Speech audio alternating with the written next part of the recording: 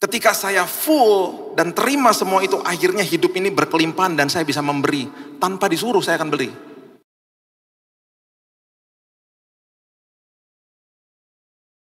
Tidak ada lagi penghukuman, tidak ada lagi penuduhan, bahkan kutuk keturunan dihapuskan karena salib Kristus. Kami mengucap syukur hari ini karena kado terindah Tuhan sudah serahkan kepada kami. Kami sambut Tuhan firman-Mu, dan kami percaya firman-Mu memerdekakan setiap hidup kami. Dan Engkau sendiri Tuhan yang berbicara. Di dalam nama Tuhan Yesus kami berdoa dan mengucap syukur. Kita sama-sama katakan, amin, amin, amin, amin. Silakan duduk. Shalom Bapak Ibu. Ini nggak liburan ya, masih rame ya. Airport udah penuh di mana-mana. Saya kemarin tiba di Surabaya, full semuanya. Dan arus balik ke Jakarta juga sudah tol-tol sudah dijadikan one way semuanya. Bahkan arus yang keluar dari Jakarta ditutup supaya tidak macet, supaya mengurangi macet sudah pasti. Semua yang bepergian, yang nanti mungkin akan pergi kemanapun, doa saya Tuhan menyertai. Kalau naik pesawat, kalau ada bumpy, ada turbulence, ingat kita diberikan kuasa dan otoritas sama Tuhan. Kita bisa berdoa loh atas cuaca yang buruk. Saya berkali-kali di pesawat, saya bilang Tuhan, saya mau pesawat saya smooth.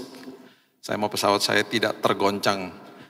Kalaupun ada turbulence, gak usah mengagetkan orang-orang Tuhan.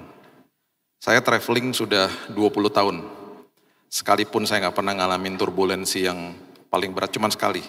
Itu udah lama sekali, cuman sekali saya sama anak saya. Tapi setelah itu saya dibuat sadar, Tuhan bilang, kenapa kamu gak doakan? Kan kamu dikasih otoritas atas bumi ini. Iya betul juga Tuhan. Jadi saya percaya nanti kalau ada yang traveling hari ini kemanapun tuh penyertaan Tuhan bagi saudara semua. Hari ini kita mau belajar tentang, saya sudah singgung sedikit beberapa bulan yang lalu dan saya sudah janji akan teruskan prinsip di mana vertikal, hubungan kita vertikal dengan Tuhan dan kemudian hubungan horizontal kita dengan manusia. Kalau alurnya salah, semuanya salah. Jadi kita ini diberikan kado terindah sama Yesus. Kadonya itu ada dua hal terjadi. Manusia nggak buka kadonya, jadi nggak pernah tahu isinya apa. Dan yang kedua, ketika dibuka, manusia bilang begini, nggak mungkin lah ini buat saya. Terlalu bagus, terlalu indah, pasti buat orang lain, nggak mungkin buat saya. Itu yang terjadi dengan yang namanya kasih karunia Tuhan. Akhirnya manusia nggak pernah belajar terima. Kita udah bahas berkali-kali bahwa semua yang dikemas dalam bentuk agama pasti akan dimulai dari titik memberi. Karena agama memberi segalanya lah, memberi upaya, usaha dan lain sebagainya. Ketika kita sadar bahwa kehidupan kekristenan itu adalah dimulai dari titik menerima, itu harusnya kita paham banyak sekali contoh di Alkitab yang membuat kehidupan mereka merdeka karena mereka belajar terima dari Tuhan. Pertanyaan berikutnya, belajar terima maksudnya apa sih Pak? Belajar terima tuh begini, sadar bahwa hari ini setelah dia, barusan kita nyanyikan, karena salibnya dosaku diampuni. Karena salibnya terletak di situ sebuah meterai yang dia katakan tetelestai, selesai semuanya. Itu sebabnya Roma 8 ayat 1 mengatakan tidak ada lagi penghukuman di dalam Kristus Yesus. Tidak ada lagi penghakiman, penuduhan, bahkan kutuk keturunan. Tidak ada lagi dalam hidup kita. Kecuali kalau kita mau percaya. Masih banyak orang bertanya sama saya. Jadi ini gimana Pak? Ada kutuk keturunan? Gak ada. Kalau kamu percaya sama Yesus, semuanya selesai. Semuanya selesai. Nah itu yang akhirnya orang tidak mau belajar menerima kebaikan Tuhan. Karena dia berpikir masih harus pakai usaha saya supaya saya dilayakkan. Masih harus pakai usaha saya supaya saya dikuduskan. Kita nggak bisa menguduskan diri kita nggak bisa melayakkan diri kita, itu semuanya diberi, ada price tag-nya, dikasih sama Yesus. Itu sebabnya hari ini harusnya kita sadarnya gini, saya ini hidup taat karena saya sudah dikuduskan. Saya hidup taat karena saya sudah dilayakkan. Jadi ketaatan adalah buah daripada keselamatan yang Tuhan berikan. Ketaatan bukan sebuah upaya untuk mendapatkan sesuatu, tetapi ketaatan adalah buah daripada apa yang sudah kita terima. Jadi itu harus dipahami dengan benar. Apakah nanti ada penghakiman Pak? Oh jelas ada. Tetapi itu pun berbeda tahtanya. Itu nanti satu hari lah kita bahas lebih dalam. Untuk orang percaya punya tahta pengadilan Kristus. Untuk orang tidak percaya namanya tahta putih yang besar.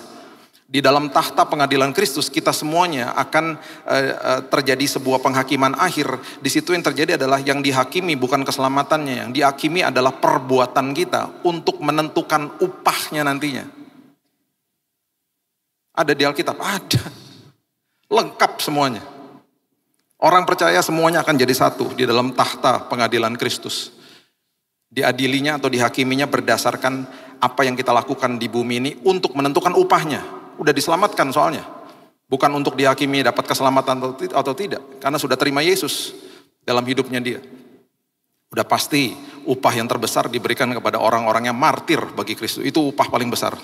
Dan banyak lagi hal-hal yang lain yang Alkitab sudah siratkan dan tulis untuk kita semuanya. Salah satunya misalnya, memberi kebaikan kepada orang yang tidak bisa membalas kepadamu. Upahmu besar di sorga.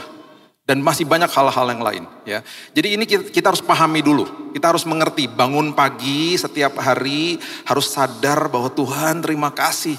Kasih-Mu tanpa kondisi, keselamatan ada di genggaman tangan-Ku Tuhan. Aku sudah pasti dapat keselamatan ini karena Engkau sudah berikan kepada aku. Aku terima Engkau sebagai juru selamat atas hidupku dengan iman bukan dengan usaha. Jadi secara posisi di awal kita sudah dikuduskan secara posisi. Namanya positional sanctification. Dikuduskan posisi kita. Nah hari ini secara kita hidup ini pembaharuan budi itu namanya progressive sanctification. Setiap hari kita diubahkan. Sekolah kehidupan kita udah bahas di bulan yang lalu. Bahwa ada badai dalam hidup ini. Dan itu adalah sekolah kehidupan. Jangan keluar dari badainya. Jangan kabur dari kelasnya. Biarkan kelasnya selesai. Biarkan sekolah kehidupan selesai. Biarkan kita akhirnya lulus dalam semua aspek kehidupan kita. Udah pasti kita semuanya punya kekurangan dan kelemahan. Ya. Jadi itu dasarnya dulu. Nah coba lihat sekarang Lukas pasal yang ke-10. Ayatnya yang ke-38 sampai 42. Lukas pasal yang ke-10 ayat 38 sampai 42. Kalau vertikalnya menerima. Karena itu yang diajarkan sama firman Tuhan. Itu menerima. Horizontalnya kita harus memulai dari titik memberi. Berarti apa? Sesama manusia kita mulai dari titik memberi, bukan menerima. Kalau menerima berarti kita nuntut dari orang lain. Jadi paham dulu ya. Jadi kalau terbalik bahaya loh. Kalau kita agamawi, kita memberi kepada Tuhan, pasti kosong di sini. Karena nggak belajar terima toh. Ketika kosong kita kan perlu diisi.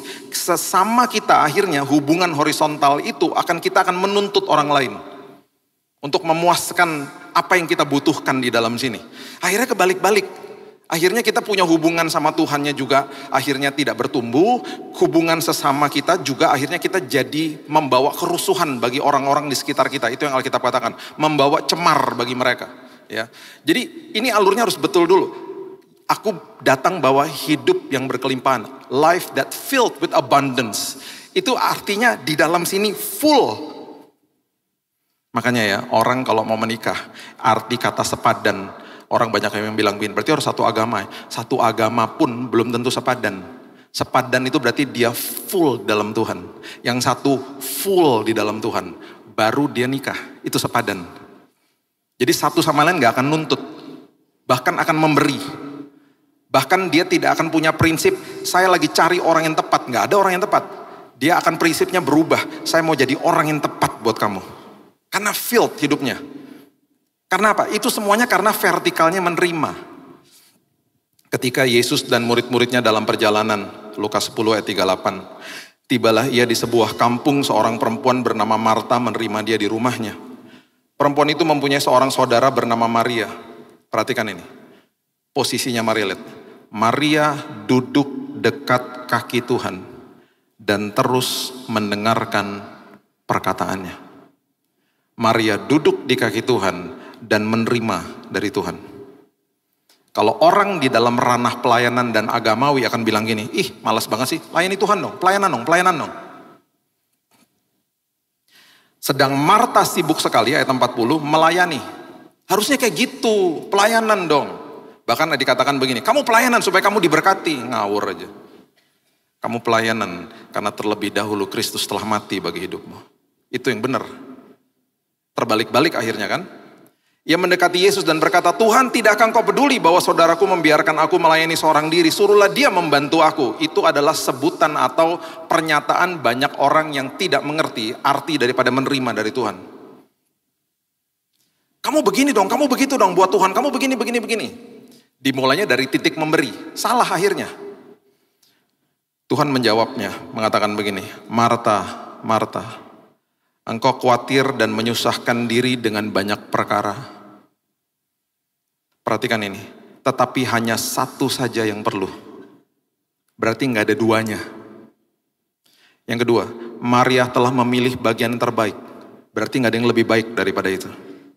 Yang ketiga, yang tidak akan diambil daripadanya. Apa? Duduk di kakiku dan belajar terima kasih karunia-Ku. Itu yang Yesus mau. Itu yang Tuhan mau kita lakukan hari lepas hari. Saya sadarkan diri saya kalau bangun pagi, setiap bangun pagi, tadi di kamar hotel juga saya bangun pagi, saya bilang, Tuhan terima kasih buat kasih-Mu yang tanpa kondisi buat hidupku. Terima kasih Tuhan buat kebaikan-Mu yang dahsyat. Setiap hari saya mau sadarkan jiwa dan roh saya. Terima kasih Tuhan buat kasih-Mu yang selalu luar biasa dan tidak pernah sedetik pun Kau tinggalkan aku. Makasih ya Tuhan. Mulai hari dengan sederhana, dengan itu aja. Lihat hidupmu akan mulai berubah nantinya. Kenapa? Setiap hari kita mulai hari dengan belajar menerima dari Tuhan. Langsung kebalik-balik. Marta bilang apa? Pelayanan dulu, enggak. Terima dulu. Makanya seringkali memang di atas mimbar dikatakan begini, ayo Bapak Ibu berikan yang terbaik. Kita bingung berikan terbaik apa? Kita nggak bisa memberikan sesuatu kalau kita nggak punya sesuatu itu. Saya nggak bisa kasih yang terbaik kalau sebelum saya punya yang terbaik. Berarti saya harus terima dulu yang terbaik, full di dalam sini dengan kebaikan Tuhan. Sadar bahwa Dia tidak menghakimi saya. Dia tidak menuduh saya. Ketika saya full dan terima semua itu, akhirnya hidup ini berkelimpahan dan saya bisa memberi. Tanpa disuruh saya akan beri. Yohanes 12 ayat 1 sampai ayat yang ke-7 mengatakan begini. Beberapa hari sebelum Yesus naik ke kayu salib, Dia mampir lagi ke rumahnya Maria. Perhatikan apa yang terjadi. Yohanes 12 ayat 1. 6 hari sebelum Paskah, Yesus datang ke Betania, tempat tinggal Lazarus yang dibangkitkan Yesus dari antara orang mati. Di situ diadakan perjamuan untuk dia, Marta melayani. Marta melayani lagi. Sedang salah seorang yang turut makan dengan Yesus adalah Lazarus. Maka Maria, karena terima yang terbaik, gak usah disuruh, dia memberikan yang terbaik. Gak ada yang suruh. Apa yang dilakukan? Dia mengambil setengah kati minyak narawastu murni yang mahal harganya. Lalu ia meminyaki kaki Yesus, menyeka dengan rambutnya, bau semerbak di seluruh rumah itu. Bapak Ibu, minyak narawastu itu mahal. Sampai hari ini mahal.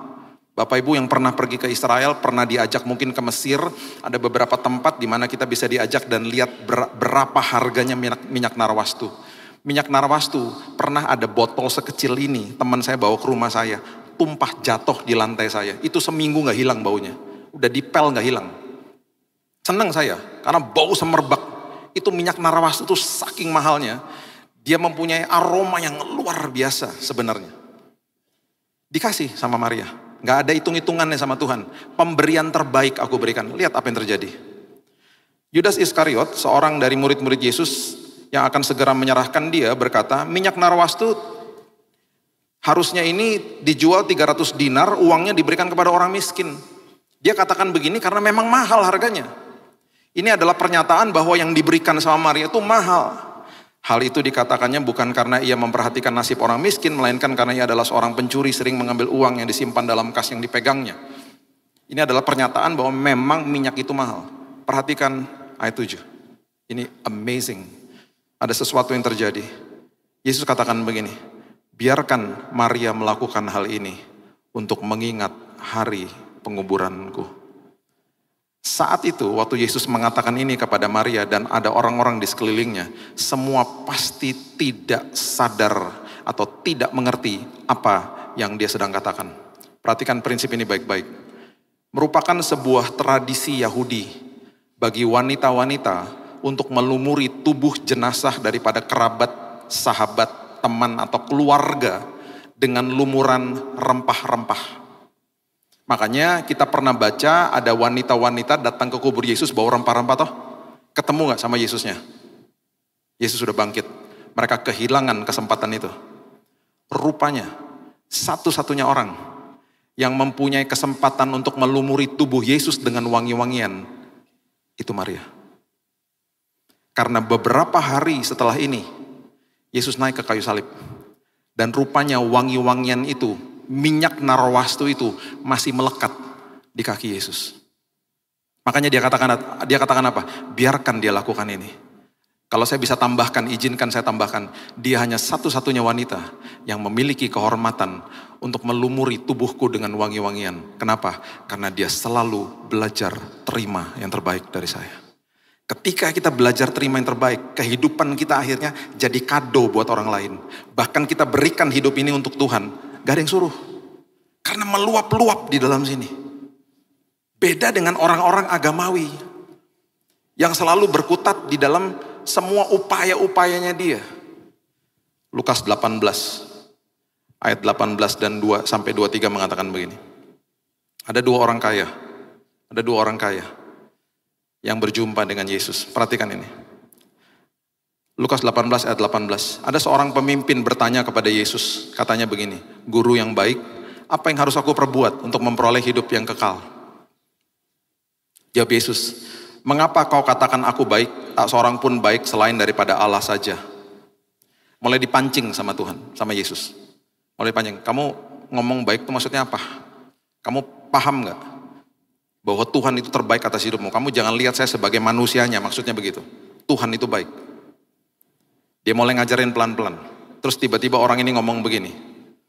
"Engkau tentu mengetahui segala perintah Allah." Yesus katakan, "Jangan berzinah, jangan membunuh, jangan mencuri, jangan mengucapkan saksi dusta, hormati ayahmu dan ibumu." Itu perintah-perintah Tuhan toh.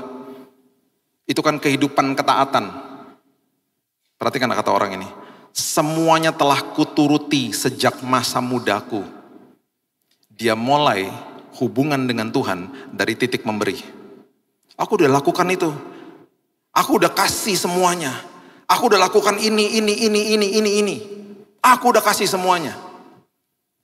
Mendengar itu, Yesus berkata kepadanya, "Masih tinggal satu hal lagi yang harus kau lakukan.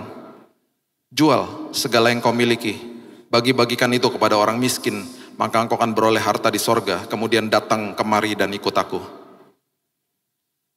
Ketika orang itu mendengar perkataan itu, ia menjadi amat sedih sebab ia sangat kaya. Ketika kita mulai dari titik memberi, kita akan kosong di dalam sini. Kita hanya berkutat dengan apa yang kita lakukan di luar. Saya udah gitu. Makanya banyak orang Kristen datang begini. Saya udah doa, saya udah puasa, kok Tuhan gak jawab? Dimulai dari titik memberi, bukan menerima. Orang yang mulai dari titik menerima, gak mungkin ngomong begitu. Saya udah doa, saya udah puasa, selagi saya menunggu jawaban doa, saya diubahkan Tuhan. Saya dapat kekuatan dari Tuhan.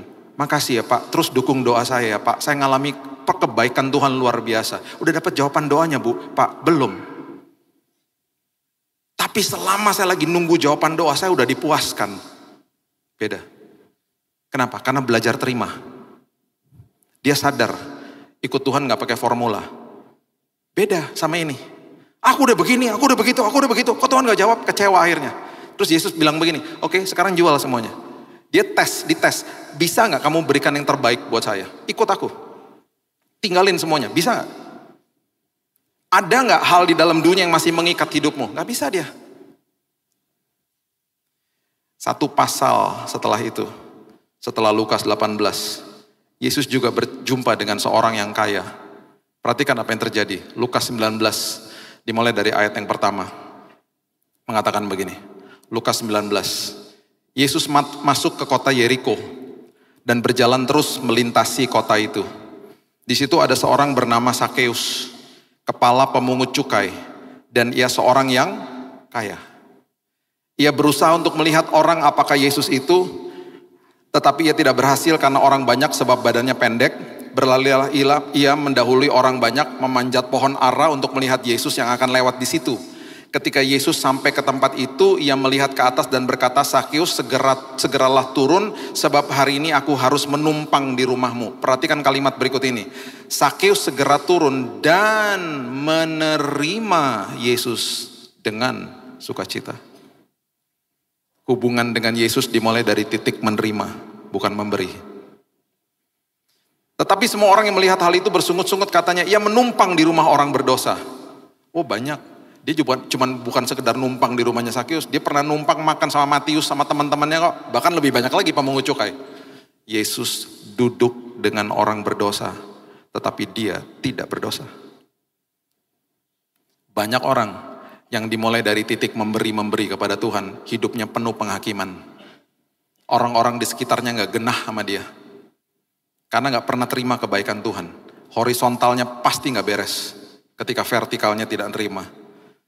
Perhatikan ayat yang ke-8.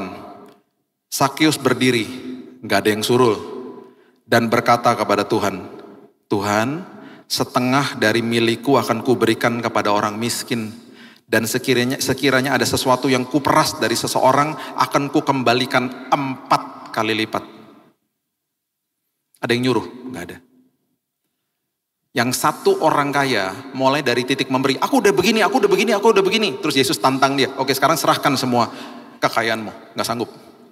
Yang satu mulai titiknya dari titik menerima, gak ada yang suruh. Dia bilang apa? Aku mau kembalikan uang-uangnya aku peras bahkan 4 kali lipat. Karena terima yang terbaik, akhirnya sanggup memberikan yang terbaik. Itu kehidupan kita harusnya begitu, vertikalnya harusnya begitu. Nah kemudian setelah kita belajar ini ya, menerima kebaikan, sanggup memberikan kebaikan. Menerima kebaikan, masuk ke dalam kairosnya Tuhan. Seperti Maria. Menerima kebaikan, hal yang dahsyat juga yang terjadi adalah apa? Menerima pewahyuan yang orang lain tidak terima.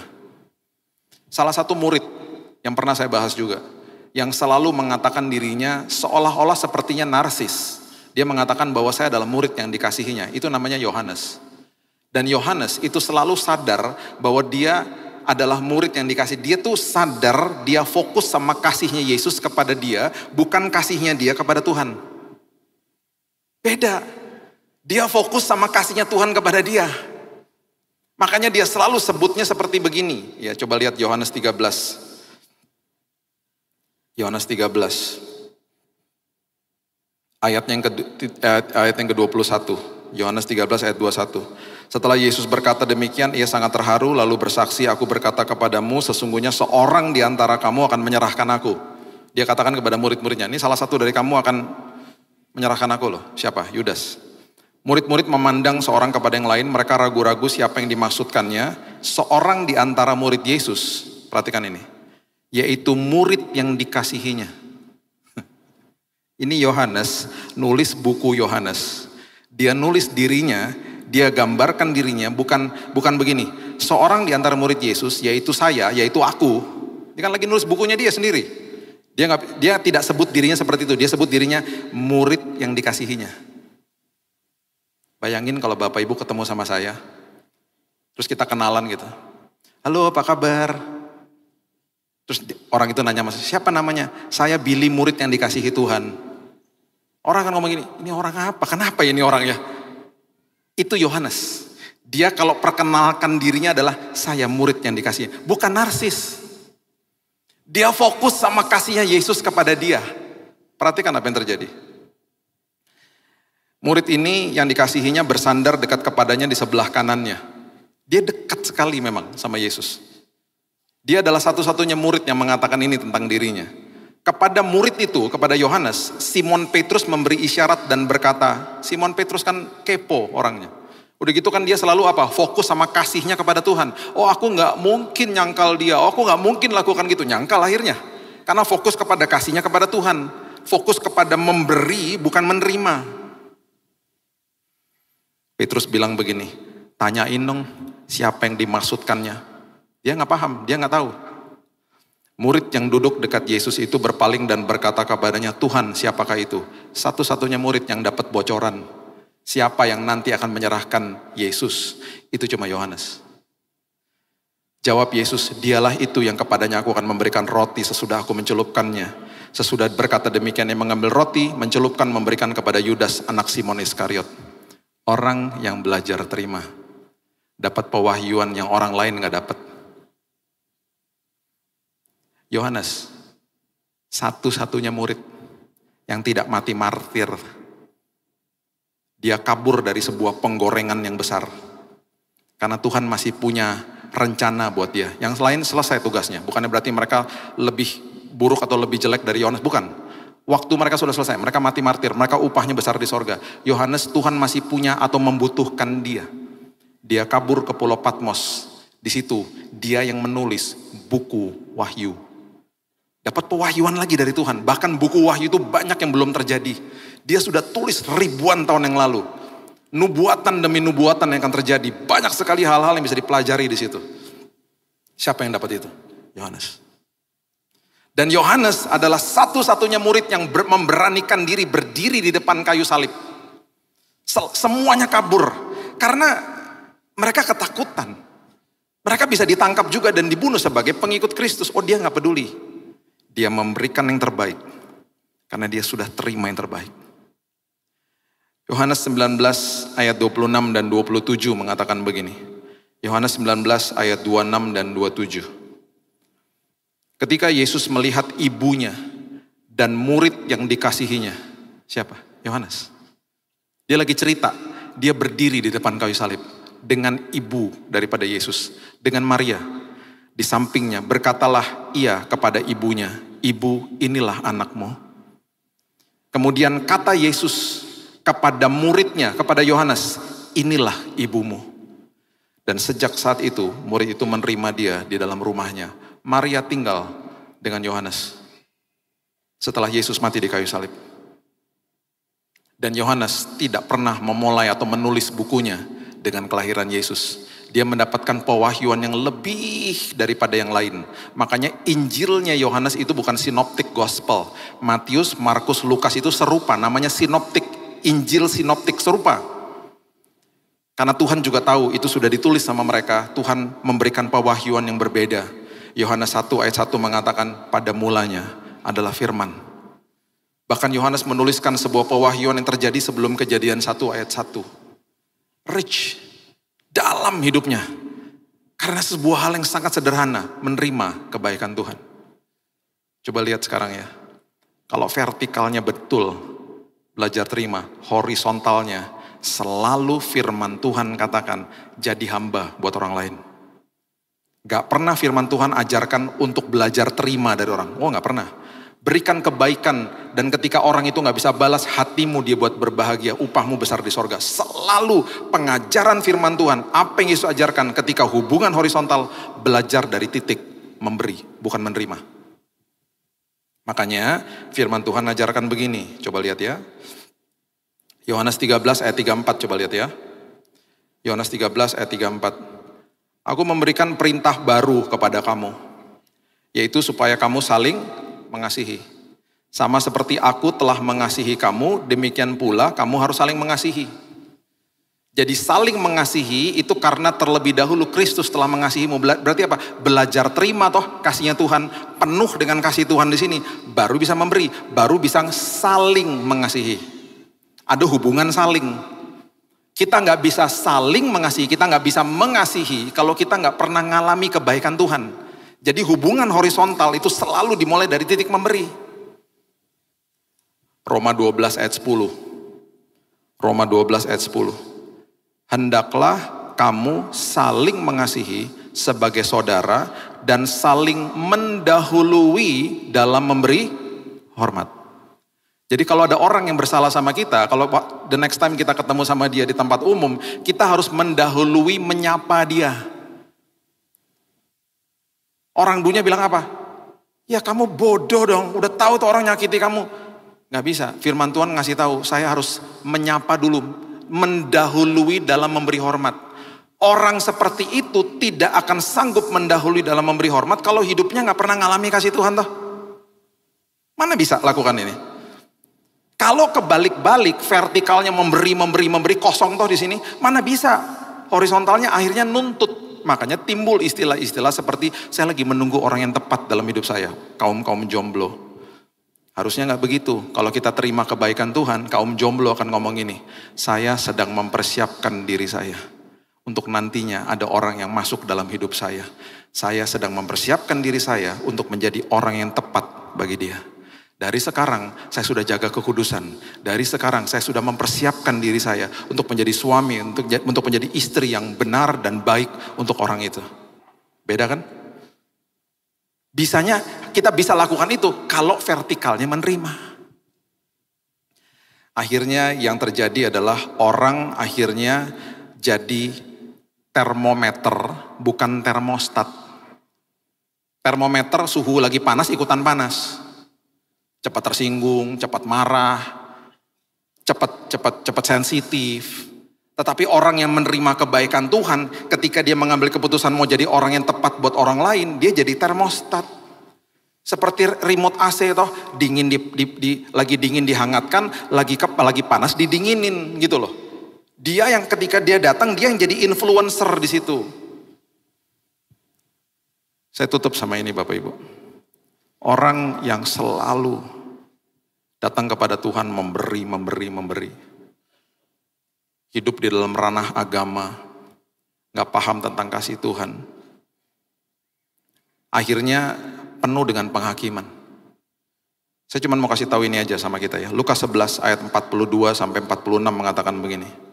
Bagi saya, kemarahan Yesus yang paling marah lah. Itu bukan waktu dia menjungkir balikan meja di Bait Allah, bukan. Bagi saya. Kalau saya pelajari kata demi kata, kemarahan dia yang paling marah lah. Itu di ayat ini. Ini kata celakalah, itu di downgrade sama lembaga Alkitab pastinya. Karena ini kalimatnya sangat keras. Wow, bahasa Inggrisnya. Mati aja kamu. Keras loh. Yesus lo ngomong. Sama siapa? Orang agamawi.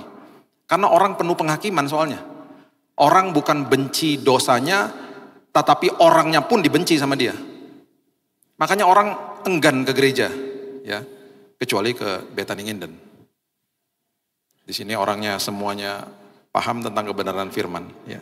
Dikatakan begini, tetapi celakalah kamu, hai orang-orang Farisi, sebab kamu membayar persepuluhan dari selasih, inggu dan segala jenis sayuran, tetapi kamu mengabaikan keadilan dan kasih Allah. Yang satu harus dilakukan dan yang lain jangan diabaikan. Celakalah kamu, keluar lagi kalimat ini. Hai orang-orang Farisi, sebab kamu suka duduk di tempat terdepan di rumah ibadat dan suka menerima penghormatan di pasar. Yang duduk di depan tenang aja ya, ini bukan buat Bapak Ibu. Jangan ntar minggu depan, aku gak mau duduk depan, itu ada ayatnya. Enggak, itu buat orang Farisi. Celakalah kamu, keluar lagi kalimat ini, berkali-kali loh. Sebab kamu sama seperti kubur tidak memakai tanda. Orang-orang berjalan di atasnya tidak mengetahuinya. Ini betul-betul dihina ini. Orang berjalan di atas kuburmu tidak tahu kamu dikuburkan di situ. Kenapa sih Yesus begitu marah? Perhatikan kalimat selanjutnya. Seorang dari antara ahli Taurat menjawab berkata kepadanya, Guru, dengan berkata demikian engkau menghina kami juga. Mereka rasa dihina. Perhatikan kalimat ini, ayat 46. Yesus menjawab, celakalah kamu juga. Berkali-kali loh dia ngomong celakalah. Sebab kamu meletakkan beban-beban yang tak terpikul pada orang. Sebab kamu sendiri tak menyentuh beban itu dengan satu jari pun. Maksudnya apa Bapak Ibu? Beban yang tak terpikul. Firman Tuhan tidak pernah mengajarkan ada beban yang gak bisa dipikul. Kecuali di ayat ini. Kuk yang kupasang ringan. Pencobaan yang kamu terima tidak akan melebihi kekuatanmu. Betul? Itu firman Tuhan tuh. Satu-satunya ayat yang mengatakan ada beban yang tak terpikul hanya ada di ayat ini. Maksudnya apa? Itu ketika orang menghakimi orang lain. Ada beban yang gak bisa dipikul sama orang itu. Bahkan orang bisa bunuh diri karena dibully. Orang bisa akhirnya mengakhiri hidupnya karena dia rasa dihakimi, dia gak diterima. Dengan kata lain Yesus katakan begini, itu tugas saya, bukan tugas kamu. Tugas kamu adalah mengasihi sesama manusia. Bahkan hari ini pun aku tidak hakimi manusia karena selesai di kayu salib. Kok kamu berani-beraninya lakukan itu? Saya tutup dengan ayat ini. Matius 27 ayat 3 sampai ayat yang kelima. Matius 27 ayat 3 sampai 5. Pada waktu Yudas yang menyerahkan dia melihat bahwa Yesus telah dijatuhi hukuman mati. Menyesallah ia. Yudas itu menyesal Bapak Ibu. Lalu ia mengembalikan uang yang 30 perak kepada imam-imam kepala dan tua-tua. Kepada orang-orang agamawi loh. Orang-orang yang harusnya mengerti toh firman. Makanya Yesus tentang mereka. Karena hidupnya mereka begitu, hanya show off aja. Gak menghidupi firman. Dan berkata, aku telah berdosa. Ini Yudas loh ngomong loh. Minta pertolongan. Karena menyerahkan darah orang yang tak bersalah. Perhatikan jawabnya mereka apa. Apa urusan kami dengan itu? Itu urusanmu sendiri. Perhatikan apa yang terjadi. Ia pun melemparkan uang perak ke dalam bait suci. Lalu pergi dan menggantung diri. Banyak orang hidupnya gak beres. Karena dihakimi sama orang lain. Yudas loh. Istilahnya mau bertobat kan. Nyesel. Sama orang dikatakan di bait Allah loh. Apa urusannya? Itu urusan kamu, urus sendiri sana. Pertanyakan itu kepada diri kita, mulai dari keluargamu sendiri. Sebagai penutup saya mau berikan ini pesan kepada bapak-bapak, semua yang hadir di sini. Instruksi pertama firman Tuhan, itu tidak diberikan kepada seorang wanita, itu diberikan kepada seorang pria, untuk tidak makan buah pengetahuan baik dan jahat. Berarti salah satu fungsi daripada pria yang sangat luar biasa, itu adalah mengajar dan memberi contoh kepada anak-anaknya isi hati Bapa di sorga. Makanya saya selalu katakan, Bapak itu pembawa identitas, Ibu pembawa kehangatan di dalam rumah. Makanya orang yang fatherless, orang yang tidak memiliki figur Bapak yang baik, hidupnya pasti sering cemburu, insecure, obsesif, posesif. Pasti begitu. Dulu waktu saya masih ada waktu konseling, sekarang saya udah gak terima lagi karena waktu ya. Dulu ya, setiap kali orang datang kepada saya sama istri saya, hal pertama yang saya selalu tanya kepada siapapun yang mau nikah, saya selalu tanya gini, hubungan kamu sama bapakmu seperti apa? Banyak yang ngomong begini, apa hubungannya? Oh, banyak hubungannya. Bagaimana hubungan sama bapak? Oh, dia udah meninggal kak. Aku juga lagi gak pernah deket sama dia. Udahlah, itu juga aku udah lupakan. Pernah dibereskan gak dalam hatimu? Oh, gak pernah ya, udah lewat juga kok. Terus saya cross check sama pacarnya. Pacar kamu insecure ya? Iya. Dikit-dikit ditelepon ya. Cemburuan, obsesif, posesif. Iya. Kok kakak tahu? Oh iya. Itu roadmapnya begitu kok. Makanya terima kebaikan Tuhan. Orang yang gak terima kebaikan Tuhan membuat rusuh kepada orang sekitarnya. Alkitab katakan orang yang menyimpan akar kepahitan membuat cemar atau mencemari orang di sekitarnya. Selalu gak ada yang telat di hadapan Tuhan. Kalau engkau gak pernah bereskan sama bapakmu, bereskan hari ini. Supaya orang di sekitarmu, keturunanmu tidak dicemari dengan ulahmu. Papa saya digebukin sama bapaknya, sama opa saya. Opa saya tentara Kenil. Ditelanjangin. Diselubungi sama semut merah di kampungnya dia, di Tomohon di Manado. Dan waktu dia cerita itu saya bilang gini, kok papa gak pernah pukulin mama? Kan papa digebukin, disiksa KDRT itu sama papanya dia itu tentara Kenil di Manado dulu. Oh dia bilang begini, tahun 66 sebelum saya nikah sama mama kamu, saya serahkan di altar Tuhan. Saya tinggalkan sampah hidup saya yang lama, supaya ketika saya masuk ke dalam keluarga saya tidak bawa sampah. Dia adalah Bapak yang luar biasa, memberikan identitas yang dahsyat kepada saya, yang saya turunkan kepada anak-anak saya. Jangan bawa sampah dari masa lalu. Belajar terima kebaikan Tuhan, supaya kita gak mencemari hidup orang lain. Saya tutup sama kisah nyata ini. Ada seorang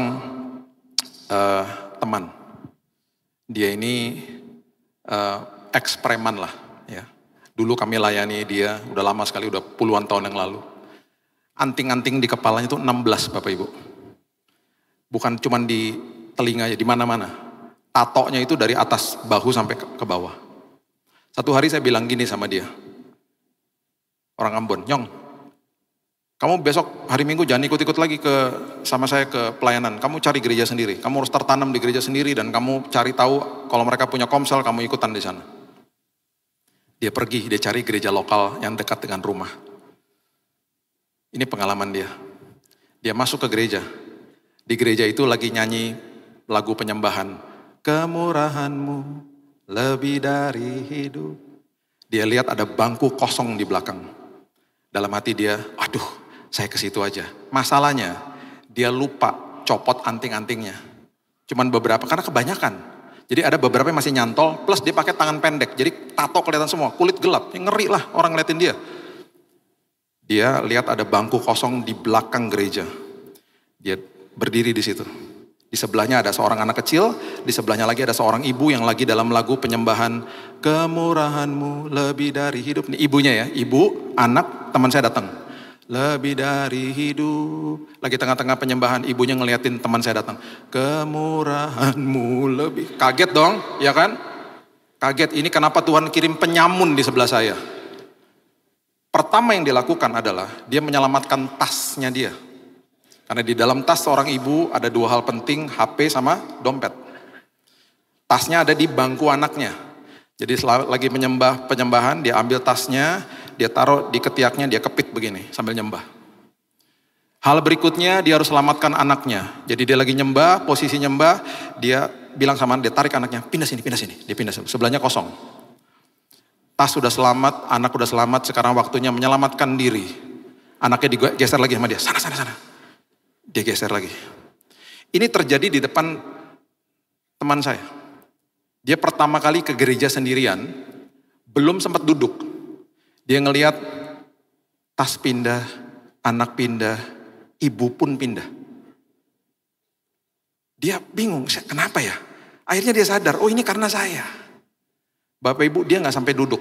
Lagunya belum selesai dia pulang. Dia nangis meraung-raung di teras rumah saya. Jadi waktu saya pulang pelayanan, dia lagi nangis-nangis di depan rumah saya. Mbak di rumah saya bilang, itu dari tadi pak, nangis-nangis. Saya bilang sama dia gini, kamu tuh udah mukanya serem, nangis lagi, gak cocok tau gak? Saya bilang gitu. Sakit bung, sakit apa? Kamu digebukin orang? Enggak, dia gak bisa cerita. Saya ajak makan, dia gak bisa cerita. 40 menit saya makan, dia nangis terus di situ. Setelah selesai, setelah dia udah reda, dia cerita sama saya.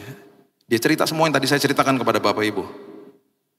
Dan saya gak pernah lupa kata-kata dia ngomong begini, Bung, beta cinta bung sama Yesus, tapi beta benci bung sama orang Kristen.